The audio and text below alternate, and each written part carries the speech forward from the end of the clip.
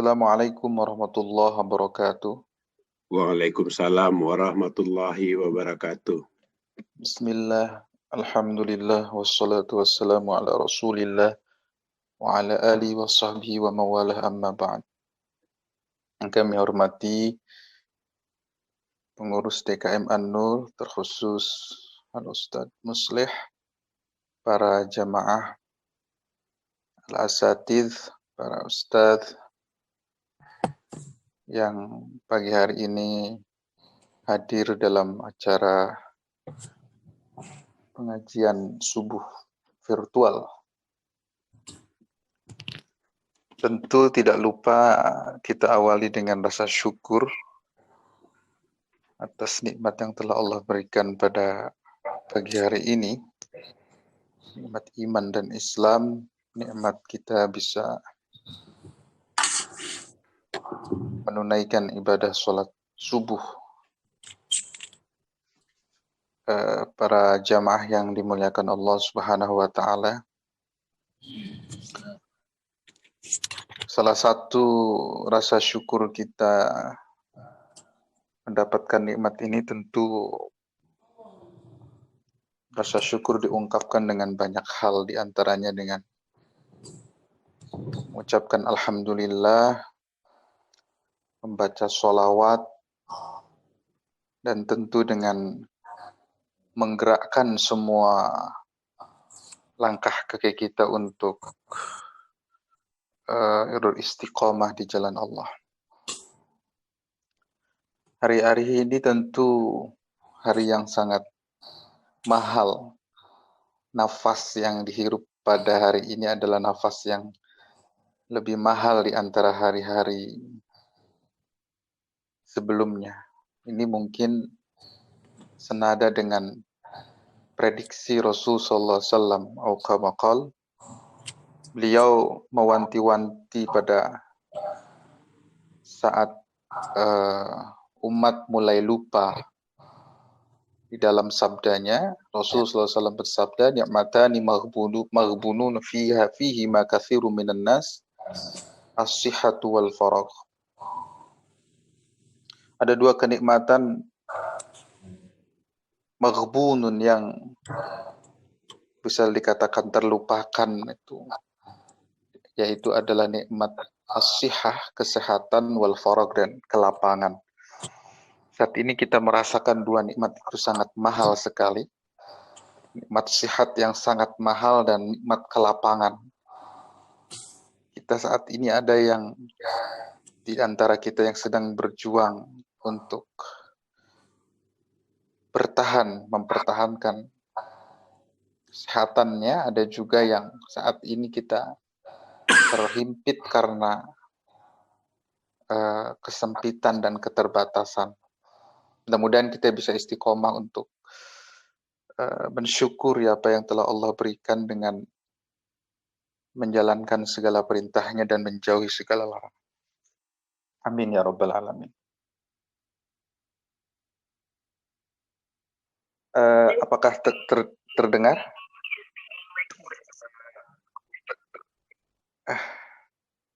Terdengar atau suaranya? Terdengar, insya Allah. Silakan lanjut, Ya. Pak. Ya. Okay. Para jemaah yang dimuliakan Allah Subhanahu wa Ta'ala, para guru-guru yang hadir, tidak mengurangi rasa hormat Al-Fakir pribadi. Tentu dalam kesempatan ini Al-Fakir hanya sebatas sebagai wasilah, yang tentu nanti mungkin banyak hal yang mudah-mudahan menjadi manfaat berkat wasilah pertemuan ini. Para jemaah yang dimuliakan Allah Subhanahu wa Ta'ala, tema pada pagi hari ini adalah melihat bagaimana salah satu ibadah yang sudah maklum. Jadi al-ma'lum fiddin bid-darurah, yaitu adalah salat. Bahkan kefarduan salat itu juga sangat jelas bahwa para ulama menjelaskan bahwa kewajiban salat itu adalah kewajiban yang berlandaskan satu dalil dan dalil itu sudah qat'i tsubut, maka kewajiban sholat para ulama itu mengatakannya lebih daripada apa namanya, ada penamaan khusus seperti fardu.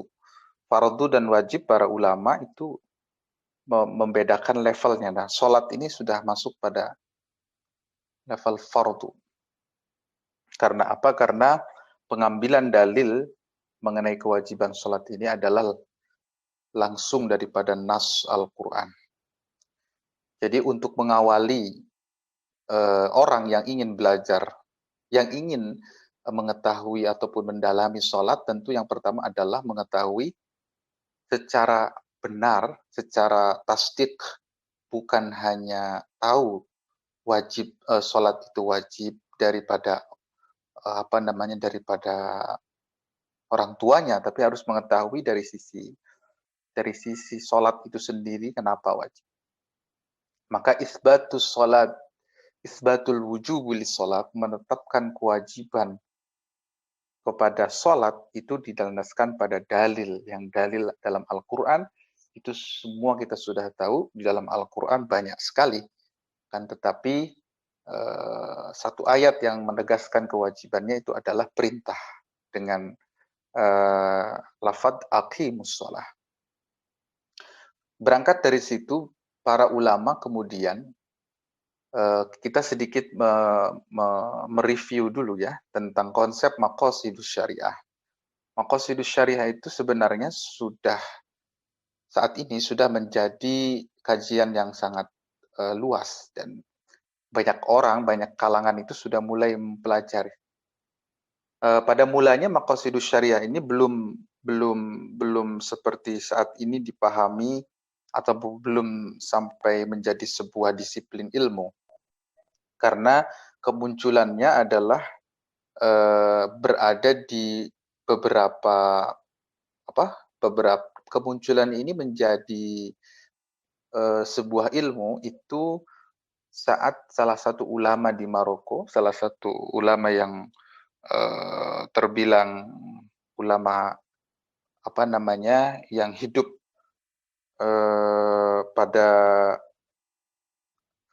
yang meninggal di tahun 790 Hijriah kalau tidak salah. Beliau membuat satu kitab yang disebut Al-Muwafaqat. Ini kitab yang kemudian menjadi landasan para intelektual Islam mempelajari maqasidus syariah. Namun sebelumnya, seperti pada masanya Imam Ghazali, juga masa-masa sebelumnya sudah tercipta. Bahkan kata-katanya yang istilah maqasid itu adalah dalam satu kitab Al-Hakim At-Tirmidzi itu, judulnya langsung Maqasidus Shalah. Tentu kalau kita kaji kitab ini akan sangat tebal sekali, bahwa unsur yang kewajiban-kewajiban yang Allah berikan kepada manusia itu di dalamnya terdapat banyak maksud. Nah, ini memaknai maksud ini harus melalui pemahaman Imam Syatibi. Karena kalau memahami maksud dalam kamus itu akan sangat bertentangan nanti dengan makna maksud secara bahasa. Salah satu ulama kontemporer juga seperti Dr. Ar-Raisuni menjelaskan bahwa kullu ma fi syariah mu'allal. Jadi kalau dipahami secara teks akan banyak yang menolak. Setiap ajaran dalam syariat itu mu'allal. Mu'allal ini makna aslinya juga akan sangat bahaya jika dimaknai sebagaimana aslinya, seperti mu'allal itu adalah ada indikasi, ada motif. Akan tetapi mu'allal di sini dimaknai adalah hikmah, seperti maqasidus syariah, al-maqsid itu dimaknai al-hikam. Banyak beberapa hikmah di dalamnya. Maka kita masuk ke dalam tema saat ini. Lalu apa sebenarnya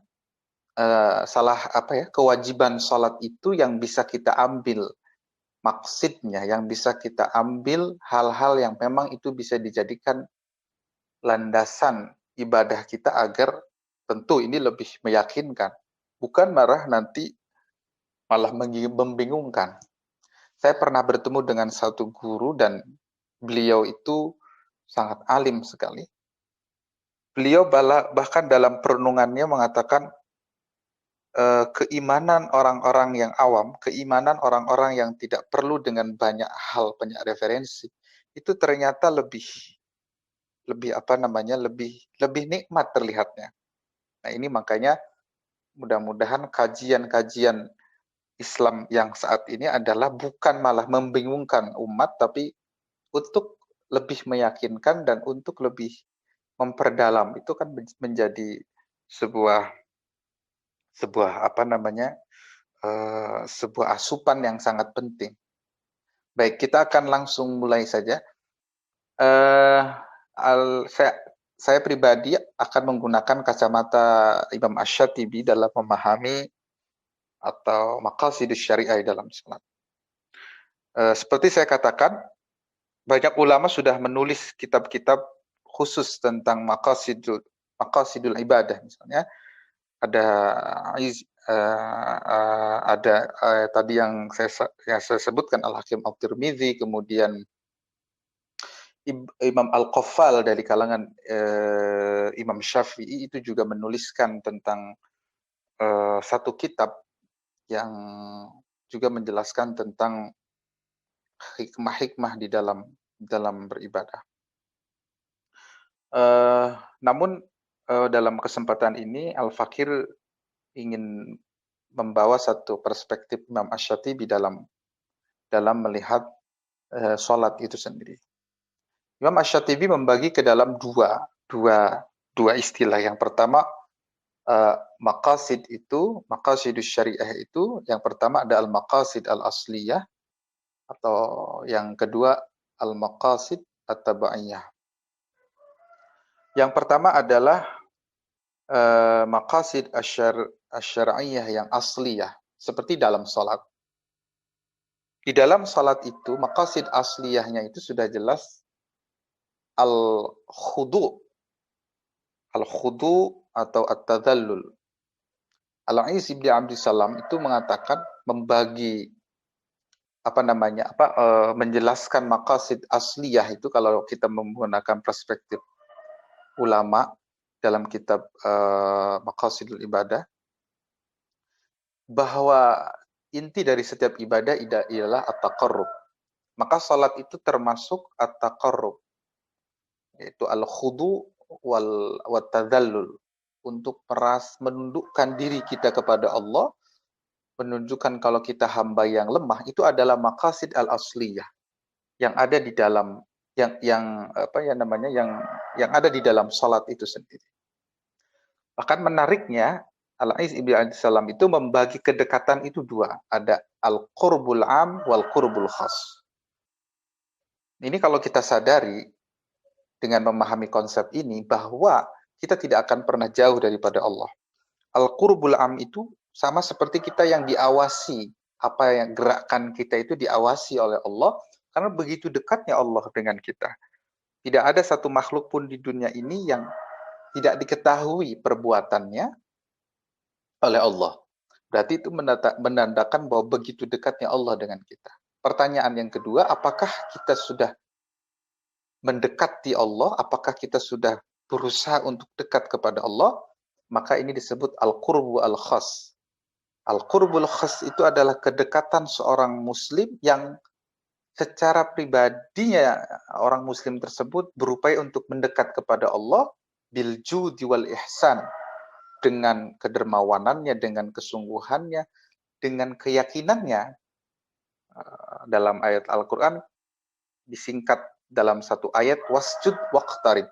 Nah, itu berarti al-qurbul khas. Ini termasuk al-maqasid al-asliyah di dalam salat. Maka ketika kita melaksanakan sholat, berarti itu sudah jelas maqasid asliyahnya adalah al-khudu. Kita lihat dari bacaan sholat, dari mulai ketika kita menyempurnakan sholat kita dengan doa iftitah misalnya takbiratul ihram kemudian al-iftitah, itu semuanya adalah doa yang kita panjatkan kepada Allah dalam rangka mendekatkan diri agar kita benar-benar bisa dekat dengan Allah. Caranya adalah dengan sholat. Maka motivasi ataupun kita sebagai hamba itu adalah dalam diri kita sebagai hamba itu, sholat itu adalah sebuah kebutuhan. Karena itu tadi, sholat itu adalah sebuah jalan kita untuk mendekat kepada Allah. Di samping hal itu juga, Nabi Muhammad SAW kemudian memberikan tuntunan yang memang itu harus sesuai dengan apa yang diajarkan oleh, tuntunan yang dibawa oleh Kanjeng Nabi, itu juga menjadi sebuah hal penting di dalam pelaksanaan sholat itu sendiri. Makanya untuk memudahkan memahami pentingnya sholat, Kanjeng Nabi itu mengumpamakan mathalus sholawati di dalam sebuah hadis dalam riwayat Jabir dan juga dalam riwayat lain diriwayatkan oleh Abu Hurairah.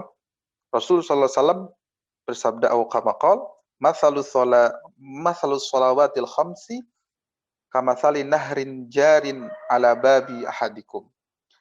Perumpamaan salat 5 waktu itu adalah perumpamaan seperti sebuah sungai yang mengalir di depan pintunya seseorang.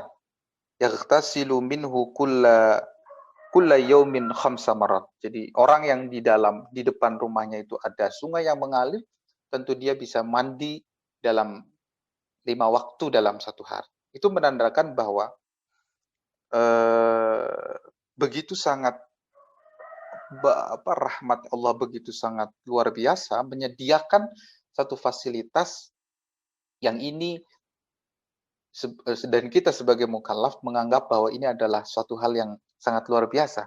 Kemudian dalam riwayat lain Abi Hurairah kemudian berkata, sami'tu Rasulullah sallallahu alaihi wasallam yaqul ara'aitum law anna nahran bi babi ahadikum yaghtasilu minhu kulla yawmin khamsa marrat.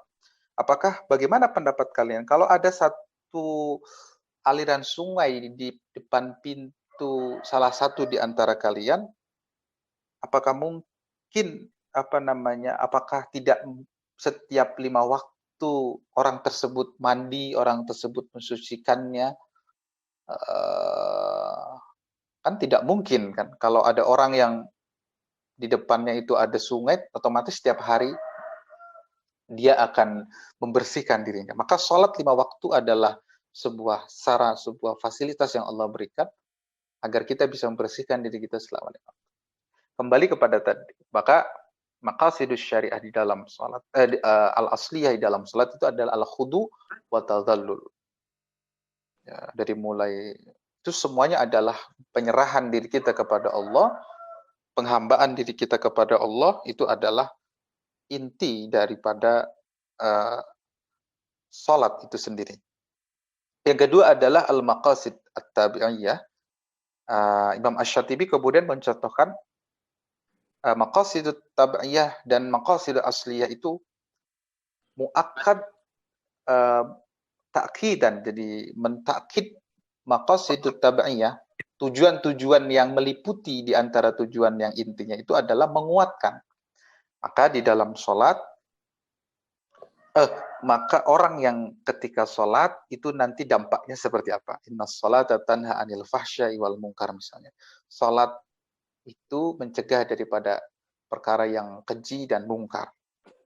Nah, ini yang kemudian yang harus dipahami bahwa langkah kita sebagai mukmin ketika kita bisa pada step yang pertama, maqasid asliyah tadi, bisa khusu at-tadallul wal khudu. At-tadallul wal khudu itu sebenarnya sudah memenuhi. Ada pertanyaan, kenapa orang sholatnya rajin tapi maksiatnya juga, atau kenapa orang sholat tapi kemungkaran di mana-mana umat Islam. Nah, ini berarti ada tahapan. Jadi kalau misalnya orang itu sudah masuk pada tahap pertama, al-khudu wa tadhallul misalnya, merasa rendah diri, merasa bahwa kita adalah hamba yang sangat butuh kepada Allah, maka ada maqasid at-tabi'iyah nanti yang akan mengikuti apa namanya, yang akan menyertai orang-orang yang memang sudah masuk level pertamanya, sudah lulus. Nah, tapi secara kewajiban, orang yang sudah melakukan sholat dengan syarat rukun yang dipenuhi, maka sholatnya itu akan diterima. Nah, artinya ini menjadi penegasan kepada kita bahwa kita semua saat ini, al-fakir khususnya dalam hal ini, masih belajar untuk memahami sholat dengan maqasid asy-syar'iyyah, yaitu bagaimana cara kita yang pertama adalah bisa sungguh-sungguh al-khudu wa tadhallul, at-taqarrub ila Allah, itu melalui sholat. Makanya kemudian di sini nanti banyak hukum. Maka ini termasuk a'malul qulub. Masuknya pada a'malul qulub. Kalau a'malul qulub ini kaitannya dengan hati, maka para ulama fikih tidak memasukkan ini ke dalam syarat dan rukunnya. Nah, kalau memang ini dimasukkan ke dalam syarat rukunnya, tentu sangat berat sekali. Para jamaah, Bapak, Ibu, para guru-guru yang kami hormati, tentu dalam atau di masa modern ini, saya sangat merasa bersyukur masih banyak umat-umat Islam yang dengan keislamannya itu lebih mantap melalui beberapa kajian, tentu diantaranya adalah kajian-kajian yang diselenggarakan di setiap masjid. Karena ini sangat penting. Karena apa? Karena ibadah ketika dibarengi dengan ilmu tentu menambah keyakinan. Sebagaimana beberapa pengalaman yang Al-Fakir hadapi di satu negara yang memang itu umat Islam menjadi minoritas, hal yang menyemangati mereka adalah dengan kajian, dengan keilmuan, yang tentu ini menjadi modal awal kita untuk step awal kita untuk mensyiarkan Islam bisa diterima oleh semua generasi, diterima oleh semua kalangan. Pada prinsipnya adalah untuk menjadikan sholat sebagai imaduddin, sebagai tiangnya agama, sebagai pondasinya agama yang harus kita jaga. Mungkin itu yang bisa kami sampaikan. Selanjutnya kami serahkan kepada Ustadz Eko. Baik, suara saya bisa didengar ya Ustadz? Bisa. Baik, mohon maaf sebelumnya Bapak Ibu jamaah sekalian, tadi mungkin saya nge-lag ya keluar karena saya kira jaringan. Alhamdulillah pada kesempatan pagi hari ini kita sudah mendapatkan satu tema yang mungkin sering ya kita dengar oleh Ustadz kita kemarin, itu juga terkait tentang maqasidus syariah. Tapi ini lebih kepada inti dari daripada sholat ya. Jadi ada maqasidul ibadah ternyata yang diambil dari pendapat Imam Asy-Syatibi ya Ustadz ya. Okay. Baik, terkait tentang tadi sudah dijelaskan terkait tentang maqasid itu sendiri adalah hikmah ya. Ada apa terkait dengan maqasid ibadah, dan kita fokus dalam satu kajian yaitu tentang sholat. Tapi mohon maaf ini sebelumnya karena tadi ada gangguan. Saya kira saya akan bacakan sebentar terkait tentang, karena ini Al-Ustadz Muhammad Iqbal ini baru kali ini ya Ustadz ya bisa bergabung ya di kita Masjid An-Nur. Mudah-mudahan nanti kita bisa silaturahim Ustadz. Nah ini perlu Bapak Ibu ketahui bahwa beliau ini adalah nama lengkapnya adalah Muhammad Iqbal, ya, SPDI. Ini beliau ternyata juga mendapat gelar dari ibu juga. Tahun 2018 sampai 2020 beliau Master Drag, ya, atau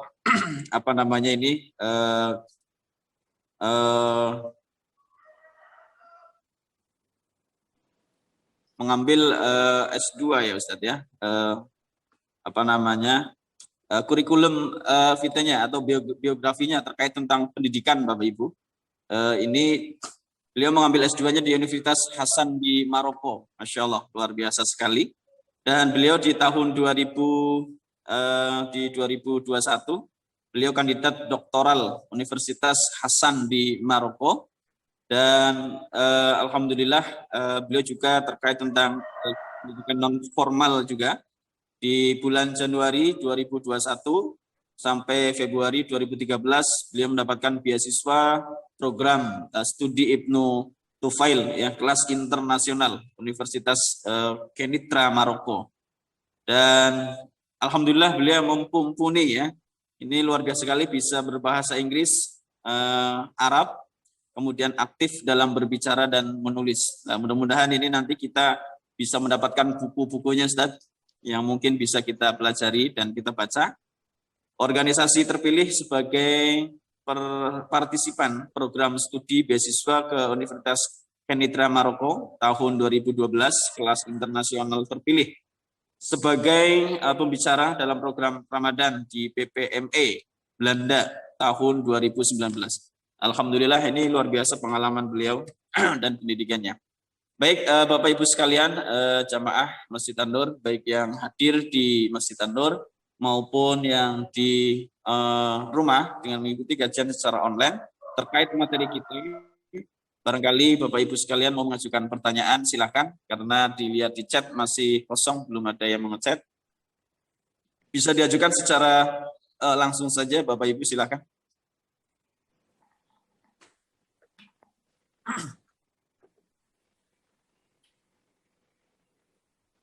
Baik, Ustadz saya kira menunggu jamaah-jamaah yang lain, mungkin masih menerka-nerka gitu, ya.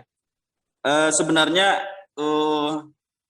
esensi daripada sholat itu apa sih, Ustadz, gitu? Karena ada orang ketika ditanya, Ustadz, kenapa tidak melaksanakan sholat gitu? Beliau cuman menunjukkan jari begini. Saya tidak sholat, tetapi saya begini. Artinya saya pahami bahwa yang penting saya ingat Allah begitu. Nah, ini sebenarnya terkait tentang maqasid ibadah yang terkait dengan yang tadi disampaikan oleh pendapat As-Suyuti ini. Sebenarnya esensi daripada sholat itu seperti apa, Ustadz? Karena ada orang yang ditanya ketika kenapa nggak sholat, nggak pernah sholat. Memang ini orang nggak pernah sholat, tetapi cuman menjawab saya tidak sholat, tetapi saya yang penting dia menunjuk ke atas, yang mempunyai makna bahwa yang penting saya ingat sama Allah. Nah, ini mohon Ustadz, hal yang seperti ini mohon bisa dijelaskan menurut Ustadz itu seperti apa. Terima kasih. Ya. Baik, itu tadi cara menjawab itu kita anggap pertanyaan yang terlontar daripada orang-orang yang masih menganggap beban sebuah ibadah adalah menjadi beban. Maka yang pertama adalah meyakini kalau ibadah yang kita lakukan adalah kebutuhan kita sebagai makhluk. Maka tadi al-maqasid al-aslihnya adalah at-taqarrub wal khudu wa tadallul. Karena itu juga menjadi pondasi awal. Yang kedua, itu harus mulai kita jelaskan bahwa ketika ada sebuah perintah, maka ada dua kacamata. Yang pertama, kacamata al-i'timari. Al-i'timari itu pasti yang al-i'timari itu istilah ulama modern sekarang yang menggunakan istilah itu. Al-i'timari itu ada al-awamir wan nawahi. Jadi kalau sholat itu mereka langsung berpikir, wah ini perintah, ini larangan. Kalau ibadah dipahami sebagai itu, maka itu akan berat. Namun ada yang kedua namanya al-i'timani. Ini ibadah dalam kacamata, bukan larangan, bukan kewajiban, tapi kesungguhan kita menjadi seorang hamba untuk menyerahkan setulus hati apa yang kita miliki kepada Sang Khalik. Maka kalau prinsip ini sudah terbangun, tidak ada keberatan ya dalam sebuah aturan atau ibadah yang diwajibkan kepada kita. Jadi kacamata kita memandang ibadah itu seperti apa dulu. Kalau memang hanya sebatas perintah misalnya, terkesan akan sangat berat sekali, dan orang sholat dianggap suatu hal yang beban dan lain sebagainya. Ini juga satu hal yang sangat satu masalah juga ya kalau memang dianggap beban, ibadah dianggap sebuah beban, ini menjadi sebuah masalah. Makanya mungkin pendekatan dalam memahami sebuah ibadah tentu dengan melalui pendekatan yang sudah digagas oleh para ulama-ulama, terutama ulama kontemporer, itu menyederhanakan sekali yang agar kiranya masuk ke dalam akal orang-orang modern. Jadi itu tadi. Jadi kalau konsepnya dilihat ada al-awamir wan nawahi, itu tentu akan menjadi. Tapi kalau konsepnya adalah bahwa itu adalah sebuah kebutuhan seorang hamba kepada Sang Khalik, maka secara akal tidak bisa ditolak. Oke, baik Ustaz. Oke, baik Ustaz. Ini ada pertanyaan Ustaz. Saya bacakan aja Ustaz di chat ya. Oke, mangga. Baik. Oke. Assalamualaikum warahmatullahi wabarakatuh, Ustaz. Saya ingin mengajukan pertanyaan sehubungan dengan masuknya waktu haji pada saat ini. Pada hari ini banyak kaum muslimin yang melaksanakan haji mulai masuk ke Padang Arafah.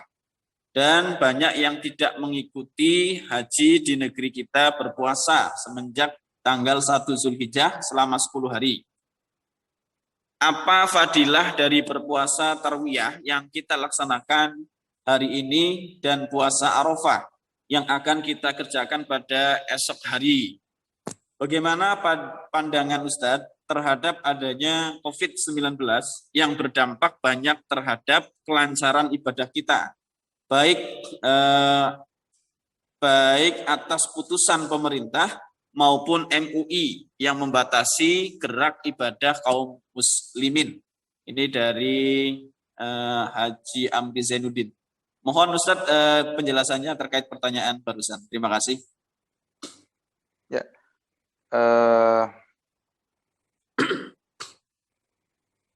Untuk ibadah haji ini tentu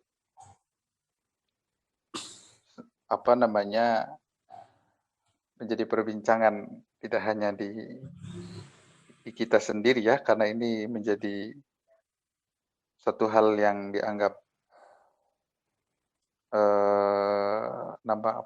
dampaknya ini sangat luar biasa sekali, tidak hanya di Indonesia, terkait amalan-amalan yang ada dalam bulan haji. Itu tentu akan sama fadilahnya seperti yang saat ini kita ada yang berpuasa, amalannya tidak merubah hanya karena haji secara umum itu tidak dibuka. Akan tetapi saat ini kan kewajibannya itu sudah terlaksana, kewajibannya itu sudah gugur, terlaksana, diwakili, ataupun ada beberapa umat Islam di sana yang melaksanakan dan menyempurnakan haji itu sendiri. Maka ini juga harus kita yakini bahwa keterbatasan yang saat ini kita alami tentu tidak sama sekali mengurangi fadilah-fadilah yang ada. Karena kalau kita melihat, kalau kita meruntutkan saat ini, semuanya terpenuhi. Kan kalau di dalam maqasid itu ada ad-daruriyat, ada al-hajiyat, kemudian tahsiniyah. Hal yang daruri itu diantaranya adalah hifdzudzin juga termasuk, kemudian hifdzun nafas juga termasuk. Jadi saat ini kita sedang menjaga dua itu. Hifdzudzin ya, menjaga syariat agamanya, bahwa haji masih dilaksanakan di sana. Haji masih dilaksanakan dengan keterbatasan, dengan dengan semua fasilitas yang disediakan oleh pihak Saudi misalnya. Kemudian hifdzun nafasnya juga saat ini kita ada kewajiban untuk menjaga keberlangsungan hidup manusia. Jadi kacamatanya yang harus kita lihat bahwa di sana sudah ada dua inti daripada titah Allah yang dijaga. Yang pertama hifdzuddin terjaga, yang kedua hifdzun nafasnya pun terjaga. Jadi yang saat ini kita berpuasa tentu fadilahnya tidak mengurangi sedikit pun, fadilahnya akan tetap sama. Fadilah dalam berpuasa pada hari ini tetap fadilahnya sama dan tidak merubah sedikit pun. Ya, jadi itu tadi bahwa kondisi kita saat ini memang kondisi sangat tidak stabil, akan tetapi tidak perlu kita ragukan bahwa kualitas ibadah yang kita lakukan saat ini sedikit pun tidak ada perubahannya.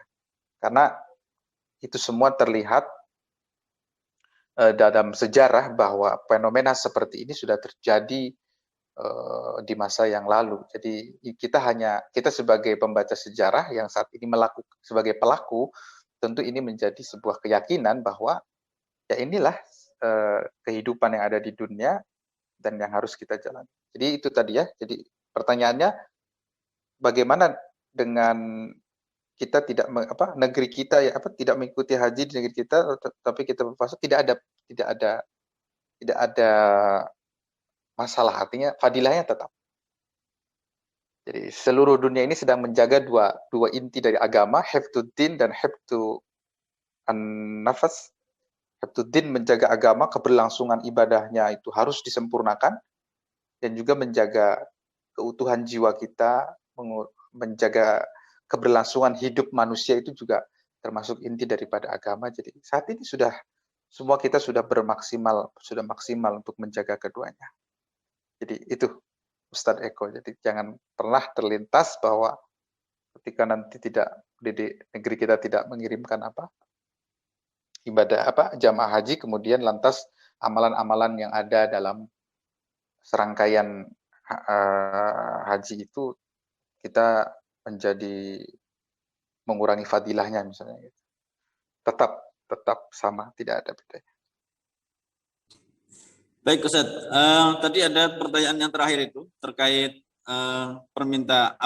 pandangan Ustaz Muhammad Iqbal terkait tentang aturan baik dari pemerintah maupun MUI yang kita melaksanakan ibadah kan masih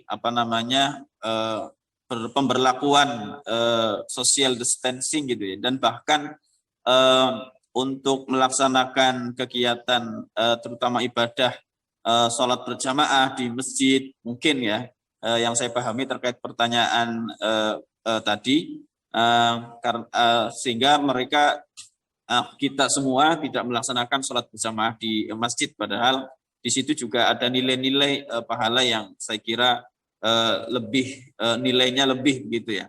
Nah ini pandangan Ustaz sendiri terkait tentang aturan pemerintah maupun MUI ya tadi disampaikan oleh penanya. Seperti apa pandangan Ustaz memandang kegiatan-kegiatan terutama ibadah kita yang saya kira tadi ada aturan-aturan dari pemerintah maupun dari MUI. Terima kasih Ustaz. Ya, yang pertama adalah mempersiapkan diri kita sendiri untuk bisa optimal dalam beribadah. Yang kedua, harus dan mau untuk menerima realita yang ada. Saya kira dengan pembatasan ibadah ini, kembali saya ulangi bahwa tujuan daripada MUI itu sendiri misalnya untuk menjaga keduanya itu. Nah, kalau misalnya saat ini saya contohkan dengan hal yang jelas, beberapa masjid menutup sholat Jumat misalnya. dengan alasan itu tadi bahwa penularan COVID-19 itu harus diyakini yang pertama tadi hifdzudzin yang tetap jalan dan hifdzun nafasnya tetap jalan. Karena apa? Karena ketika kita mencari regulasinya atau mencari dalilnya terkait ini, tentu itu sudah tersedia. Artinya jangan sampai pemahaman kita sempit dengan hal-hal yang mengakibatkan kita menjadi tidak maksimal secara ibadah. Saya pribadi merasa belum siap ketika tidak melaksanakan sholat Jumat misalnya. Tapi dalam beberapa tempat memang sekarang begitu ya Ustadz Eko. Di Jakarta masih sholat Jumat. Di An-Nur masih sholat Jumat. Enggak Ustadz, udah 2 kali ini ada PPKM ini kita tidak melaksanakan sholat Jumat. Ya berarti kan itu yang pertama harus didasari dengan keyakinan. Jangan sampai itu tidak masuk dalam sampai kita tidak memiliki keyakinan kalau kita itu diperbolehkan untuk tidak sholat Jumat. Harus juga memiliki keyakinan itu. Maka Kanjeng Nabi SAW dalam konteks ini, yang kemudian fatwa-fatwa ulama kontemporer terkait corona itu, ya sudah harus meyakini, tidak apa-apa kita tidak sholat Jumat. Bahkan jelas kan redaksi hadisnya, Shollu fi rihalikum. Shollu fi rihalikum. Sholatlah kalian di tempat di mana kalian berada, karena dalam posisi yang memang ini sudah sangat jelas. Jadi sudah sangat jelas di situ posisinya kita sedang menjaga nyawa kita, maka itu yang harus kita yakini. Kalau ada keraguan, nah ini yang menjadi permasalahan adalah keraguan. Jadi untuk masalah ibadah, saya yakin mulai saat ini kita sudah harus membiasakan. Karena apapun ibadah yang kita lakukan tentu harus berlandaskan dalil. Sampai ibadah yang kita laksanakan ini tidak diyakini kebenarannya. Kan al-aslu fil ibadah al-hadru. Karena asal daripada ibadah itu al-hadru. Begitu kan Ustadz Eko? Jadi asal dari ibadah itu al-hadru. Cegah. Ketika ada dalil, maka itu kemudian ibadah tersebut menjadi wajib, menjadi sunnah. Nah, kalau sampai misalnya kita meyakini ibadah yang kita lakukan itu tidak berdalil, berarti kan tidak boleh. Nah, jadi ketika pembatasan seperti sholat harus renggang, seperti sujud gimana pakai masker, kan sudah jelas. Kalau kita mempelajari anggota sujud yang wajib itu apa saja, itu kan jadi penambah yakin. Jangan sampai orang ketika sholat, kok ini renggang, nanti gimana sholatnya sah atau tidak. Itu kan keraguan itu karena tidak diimbangi dengan ghirah untuk mencari ilmu. Kemudian sholat dengan masker, ya. Bahkan nanti kalau kita tahu sholat dengan khuf yang di negara yang memang itu sudah sangat dinginnya, sudah sangat biasa, itu bagaimana sholat seperti itu. Maka itu juga harus dibarengi dengan kajian-kajian agar masyarakat bisa menambah yakin dengan ibadahnya. Karena jangan sampai apa yang dia lakukan itu tidak yakin dengan apa yang dia lakukan. Seperti dia sholat duhur di rumah. Nah, pertanyaannya lagi kalau dalam masyarakat sholat duhurnya itu nanti nunggu imam selesai khutbah atau sebelum imam khutbah misalnya.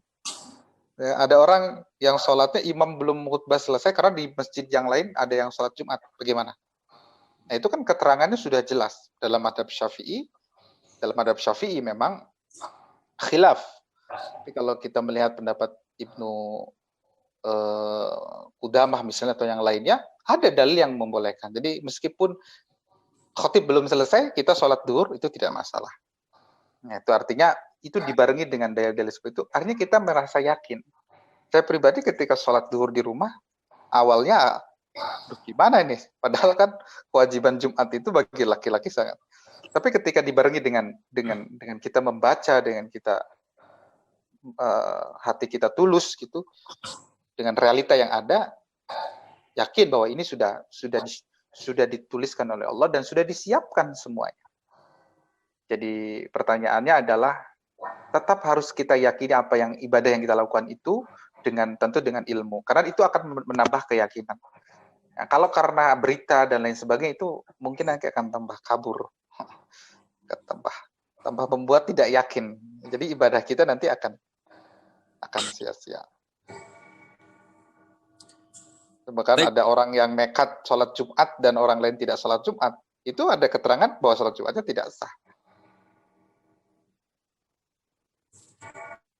Kemudian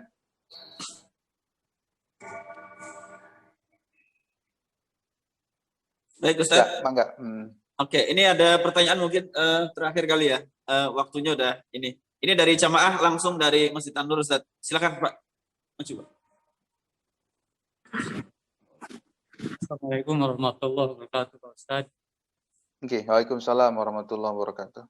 Nama saya Yayan, Pak Ustaz. Oke. Ada 3 ayat yang menjelaskan tentang sholat. Mohon penjelasannya. Pertama, bahwa orang mukmin itu qad aflahal mu'minun alladzina hum fi sholatihim khashi'un. Mohon dijelaskan definisi khusyuk itu seperti apa, mungkin juga parameternya seperti apa. Yang kedua, bahwa sholat justru mendapat ganjaran wail.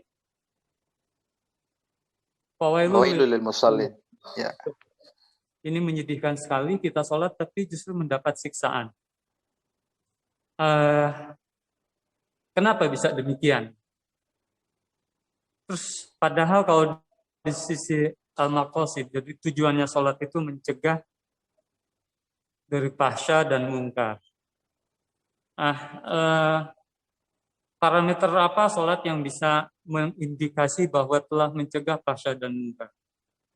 Mungkin tiga pertanyaan ini Pak Ustadz. Sebelumnya terima kasih atas penjelasannya. Assalamualaikum warahmatullahi wabarakatuh. Waalaikumsalam warahmatullahi wabarakatuh. Tadi yang sudah saya jelaskan bahwa al-maqasid al-asliyah di dalam sholat itu adalah al-khudu wa tadallul, termasuk pada a'malul qulub. Jadi a'malul qulub itu amal-amal yang itu timbul daripada hati. Nah, para ulama tidak memasukkan a'malul qulub ini ke dalam syarat dan rukun sholat. Jadi dalam sholatnya itu sendiri itu sudah sah jika sudah syarat rukunnya terpenuhi. Itu yang pertama. Yang kedua, terkait ayat-ayat seperti inna sholata tanha 'anil fahsya'i wal munkar, qad aflahal mu'minuna misalnya, ayat-ayat juga yang lain, itu termasuk juga bagaimana seorang mukallaf menjadikan itu sebagai takkid dan memperkuat pada maqasid yang pertama dengan yang intinya. Seperti menjadi pribadi yang khusyuk, kemudian tentang bagaimana seorang yang sholat itu bisa mencegah daripada kemungkaran. Nah, terkait pada khusyuk, lagi-lagi khusyuk ini termasuk af'alul qulub. Jadi af'alul qulub ini memang kalau diukur barometernya seperti apa, kalau kita melihat barometernya sahabat, af'alul qulubnya sahabat itu, sholat itu adalah rohah. Jadi rohatul qulub itu adalah ketika sholat. Maka ketika sahabat-sahabat yang terhunus oleh panah meminta dicabutnya itu kan ke dalam waktu sholat. Jadi sudah benar-benar khusyuknya itu sudah level tinggi sekali. Nah, barometer khusyuk kalangan kita awam itu diukurnya adalah yang pertama dalam sholat kita sudah benar syarat rukunnya. Kemudian yang kedua adalah bagaimana sholat itu minimalnya adalah ketika kita melaksanakan sholat ada ketenangan. Jadi kalau khusyuk di dalam sholat, sekali lagi khusyuk di dalam sholat ini jangan sampai kita menjadi beban, karena khusyuk itu sangat susah sekali ya barometernya. Dan ulama tidak memasukkan ini ke dalam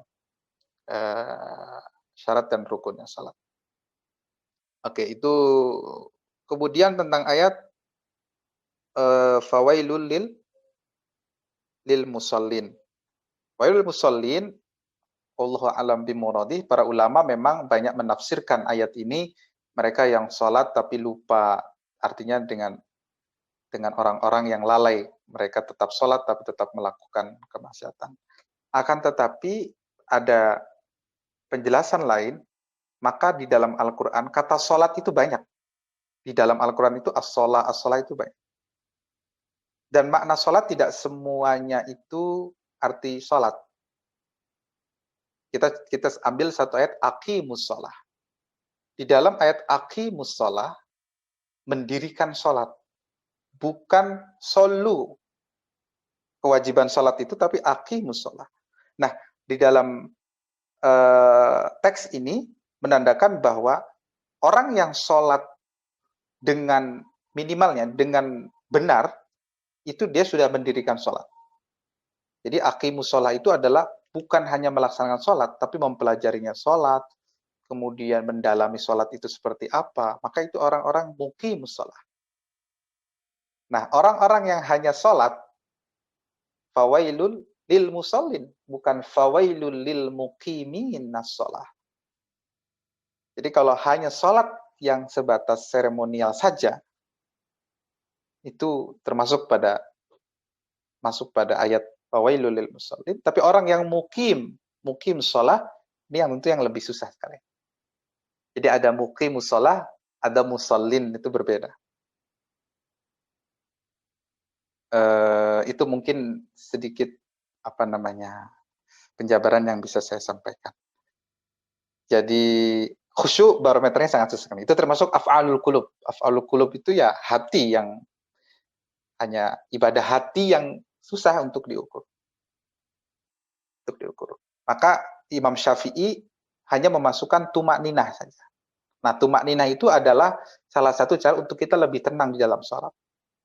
Maka tumak ninah ini masuk ke dalam yang dimasukkan Imam Syafi'i ketika sholat harus tumak ninah. Itu untuk latihan khusyuk kita.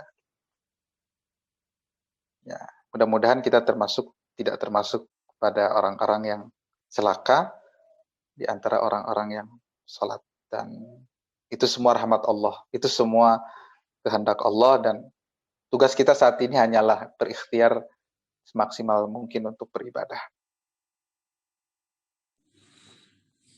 Baik, terima kasih Ustadz. Ini kayaknya waktunya sudah selesai ya, udah jam 6:07 ini. Ini lewat 7 menit. Baik Ustadz, mungkin Bapak Ibu sekalian yang mungkin pertanyaannya gimana Ustadz? Ini ada di chat pertanyaan lah, ada di chat dulu Ustadz. Mau dibacain atau cukup Ustadz? Boleh kalau memang itu. Baik. Kalau sedikit ya. Iya nih, ada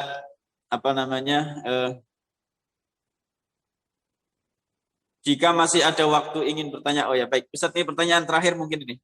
Apa itu artinya puasa tarwiyah, puasa Arafah, dan puasa Asyura? Dan apa pula keutamaan puasa tersebut dan apa referensinya? Itu Ustadz, terima kasih. Ya, tentu ini landasannya adalah hadis yang memang jelas hadis yang masyhur ya, shaumu yaumit tarwiyah kafaras sanah wa shaumu yaumi arafah kafaras sanatain.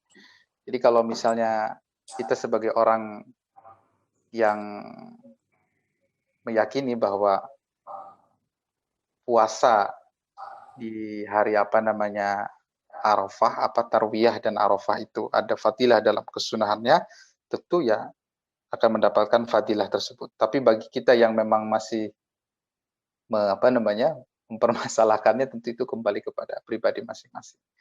Karena ini termasuk syariat haji itu kan syar'u man qablan. Haji itu adalah syariat yang memang tidak bisa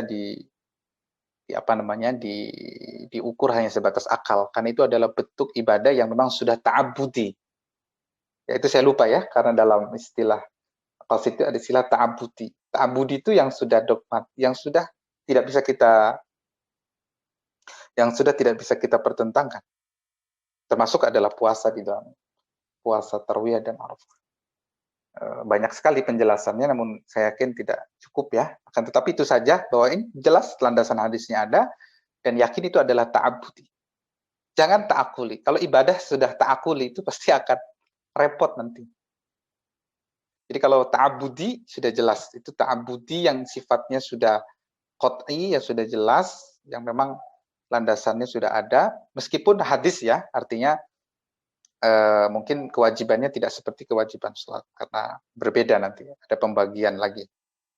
Apalagi ini levelnya juga masih sunnah, jadi jangan jadi dipertentangkan. Jadi bagi yang ingin puasa tentu fadilahnya sangat luar biasa sekali. Bagi yang sebagian kalangan yang masih meyakini, saya tahu, tapi kayak lampaknya kita tidak perlu membahas yang khilaf-khilaf. Jadi yakini saja bahwa hadisnya jelas, diriwayatkan oleh Imam Ad-Dailami ada, dalam redaksi hadis yang lain juga ada. Dan ulama memutuskan ini sunnah. Jadi tidak masalah, tidak harus dijadikan keraguan dalam hari. Mudah-mudahan yang saat ini berpuasa, amalan ibadahnya diterima oleh Allah Subhanahu wa taala. Begitu Ustadz Eko. Baik, terima kasih Ustadz. Alhamdulillah penjelasan yang baru disampaikan terkait tentang pertanyaan para jamaah. Mungkin sebagai kalimat penutup Ustadz, silakan sebelum saya tutup Zoom ini, silakan Ustadz. Baik, para jamaah yang dimuliakan Allah Subhanahu wa taala, mudah-mudahan ini pada pagi hari ini apa yang kita laksanakan menjadi kafarah. Sebagaimana dalam doa kafaratul masjid itu diakhiri dengan doa kafaratul masjid, kalau ini sebuah kebaikan maka akan menjadi stempel kebaikan dalam diri kita. Jadi mudah-mudahan ini menjadi stempel kebaikan dalam diri kita. Yang terakhir bahwa saya mengutip satu perkataan seorang ulama bahwa innama asy-syariah innama ji'a limasalihil ibad.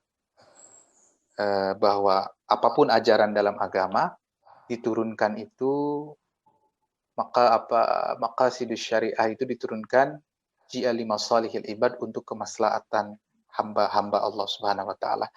Maka dalam setiap ibadah pasti di situ ada hikmah, dalam setiap ibadah pasti itu ada keberuntungan yang didapatkan oleh seorang hamba. Jadi jangan sampai kita meyakini ibadah adalah sebuah beban, karena ibadah adalah sejatinya kembali kepada diri kita masing-masing.